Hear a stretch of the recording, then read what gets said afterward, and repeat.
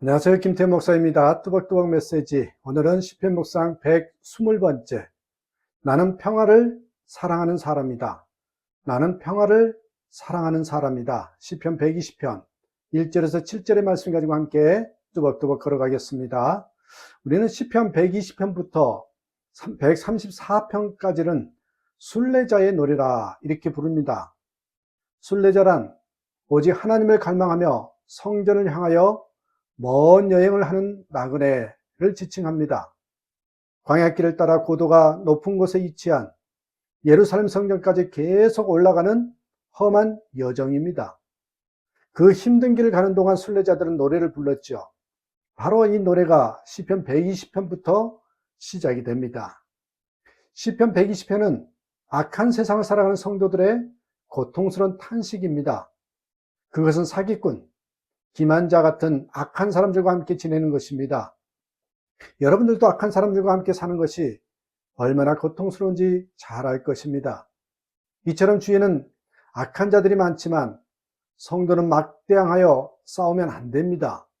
그러면 똑같은 사람이 되고 영적으로 메말라질 것이기 때문이지요.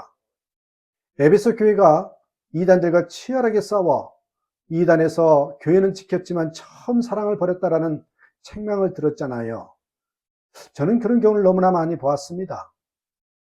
우리 주님은 평화의 왕이십니다. 예수님 때문에 하나님과 우리가 평화를 누리게 되었습니다. 하나님과 원수된 우리를 화해시키시려고 하나님의 아들이 인간이 되셔서 하늘 보좌를 버리고 낮고 천한 이 세상에 오셔서 십자가를 지신 것입니다.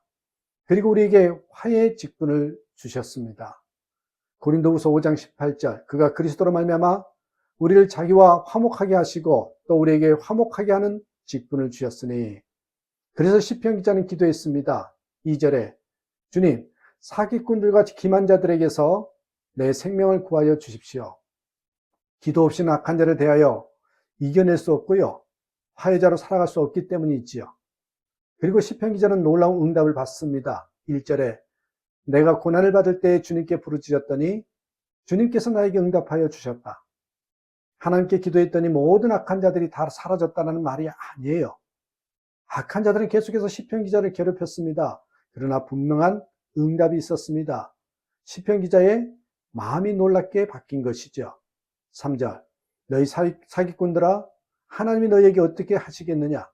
주님이 너희를 어떻게 벌하시겠느냐? 4절 용사의 날카로운 화살과 쌀이나무 숯불로 벌하실 것이다. 기도 중에 심판하시는 하나님을 바라보게 되었고 악한 자들이 처할 마지막 심판이 깨달아졌습니다. 그러자 탄식과 두려움이 사라졌습니다. 저는 시편 120편을 읽으면서 시편 기자에게 감동되는 것이 있었습니다. 그것은 자신이 평화를 사랑하는 사람이라고 말했다는 거죠. 7절 나는 평화를 사랑하는 사람이다. 영어로 번역하자면 I am for peace입니다. 평화의 사람이라는 말입니다. 누구나 이렇게 말할 수 있는 것은 아닙니다. 평화를 사랑한다고 말할 수 있는 사람은 싸우는 거 싫다. 안 보면 되잖아. 하는 정도가 아니어야 합니다. 어떤 난관이 있어도 어떤 희생을 할지라도 평화를 위하여 나아가는 사람을 말합니다. 평화를 사랑하면 그렇게 됩니다. 사랑하는 여인을 위해서 왕이도 포기한 사람이 있었고 자식을 사랑하는 부모가 희생하는 것이 아닙니까? 여러분 정말 평화를 사랑합니까? 시편 120편은 우리에게 묻고 있습니다. 시편 기자는 악한 자들로 인하여 말할 수 없는 고통을 당합니다. 5절 괴롭구나. 너희와 함께 사는 것이 메색 사람의 손에서 나그네로 사는 것이나 다름없구나. 게달 사람의 천막에서 더부살이하는 것이나 다름없구나. 6절 내가 지금까지 너무나도 오랫동안 평화를 싫어하는 사람들과 더불어 살아왔구나. 여기 메색과 게달은 포악하고 평화를 미워하는 자들의 대명사입니다. 시편 기자는 그들에게 평화를 제의합니다. 그러나 그들은 계속 전쟁만 생각합니다. 7절 그러나 내가 평화를 말할 때 그들은 전쟁을 생각한다. 이런 상황에서 시편 기자가 평화를 사랑한다고 말하는 것이 놀라운 것입니다. 이것은 그가 하나님과 동행하는 사람이라는 부인할 수 없는 증거입니다. 우리 그리스도인들이 무슨 일이 있어도 붙잡아야 할 말씀이 있지요. 그것은 두 가지가 있어요. 하나는 요한복음 3장 16절입니다. 하나님이 세상을 이처럼 사랑하사 독생자를 주셨으니 이는 그를 믿는 자마다 멸망하지 않고 영생을 얻게 하려 하십니다. 또 하나는 히브리서 12장 14절 말씀입니다. 모든 사람과 더불어 화평하게 지내고 거룩하게 살기를 힘쓰십시오. 거룩해지지 않고서는 아무도 주님을 뵙지 못할 것입니다.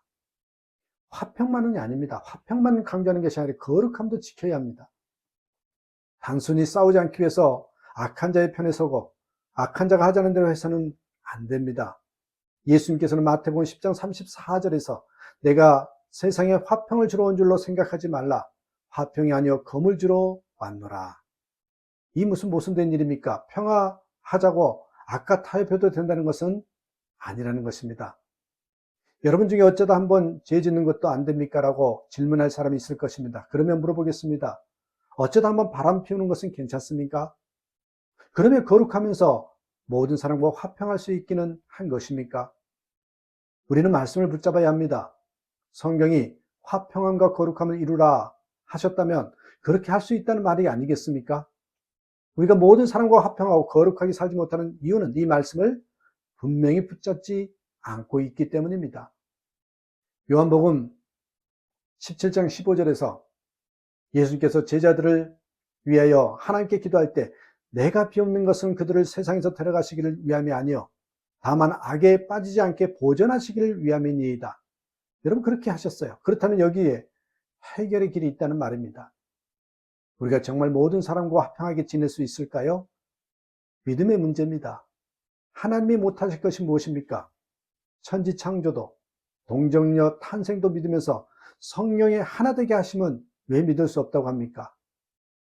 대학생 선교의 세계적인 지도자인 조시 맥도웰 목사님은 해유에서 확신으로 라는 책에서 자신의 어린 시절 인격 파탄자이고 알코올 중독자인 아버지의 난폭한 언행과 그로 인한 가난과 가정 파괴로 마음에 깊은 상처를 가지고 자랐다고 했습니다. 그는 어려서 하나님을 저주했고 아버지를 자기 손으로 죽이고 말겠다고 다짐했었을 정도였답니다. 그런 그를 사랑하시는 하나님을 만났습니다. 그리고 거듭났습니다. 그 후 내주하시는 예수님의 강권하심으로 아버지를 찾아 아버지 사랑합니다 고백합니다. 아버지가 울며 묻습니다. 너는 어떻게 나 같은 아버지를 사랑할 수 있니? 그리고 예수님이 내 인생 가운데 행하신 일을 마냥 내 인생 가운데도 하실 수 있다면 나도 그분을 알고 싶구나. 이날 평생 알코올 중독과 폭력적인 가장으로 살아온 아버지가 아들을 통해 주님을 영접하게 됩니다. 그리고 14개월간을 더 살면서 완전히 변화된 삶으로 많은 사람들에게 복음을 전했다고 했습니다. 분열과 갈등을 심하게 겪는 교회도 많습니다. 그러나 어느 교회가 이유가 없이 싸우며 갈라지겠습니까?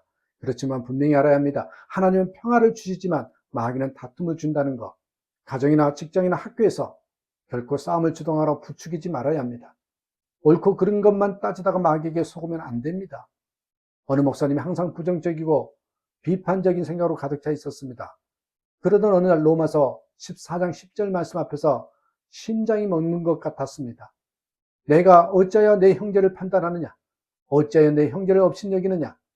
우리가 다 하나님의 심판대 앞에 서리라. 그때서야 비판적인 생각이 사단의 공격임을 깨닫고 말씀으로 대적하였다고 했습니다. 우리 안에 임하신 주님은 평화의 왕이심을 명심해야 합니다. 우리가 항상 십자가의 주 예수님을 바라보면 누구에게나 죽게 하듯 하게 됩니다. 그 사람이 평화를 사랑하는 사람입니다. 평화를 사랑하는 저와 여러분 되시길 주님의 이름으로 축복합니다. 감사합니다.